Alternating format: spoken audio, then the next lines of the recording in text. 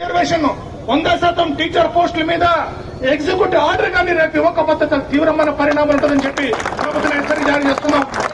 మేము ముఖ్యమంత్రి రావడానికి వ్యతిరేకం కాదు, ముఖ్యమంత్రి రావాలని మేము కోరుకుంటున్నాం. ఈ ప్రాంత ముఖ్యమంత్రి కూడా ఆయనే, జగన్మోహన్ రెడ్డి కాదు. ఈ ప్రాంత ముఖ్యమంత్రి కూడా నారా చంద్రబాబు నాయుడు గారే. నారా చంద్రబాబు నాయుడు గారు రావాలి, ఈ ప్రాంత సమస్య వినాలి, ఈ సమస్య పరిష్కారం చేయాలి. కానీ వింటాం, పరిష్కారం చేస్తామని హామీ కాదు. రేపు గాని ఎగ్జిక్యూటివ్ ఆర్డర్ ఇవ్వకపోతే రేపు చాలా తీవ్రమైన పరిణామాలు ప్రభుత్వం ఎదుర్కోవాల్సిందని చెప్పి కూడా ఈ సందర్భంగా హెచ్చరిక జారీ చేస్తున్నాం.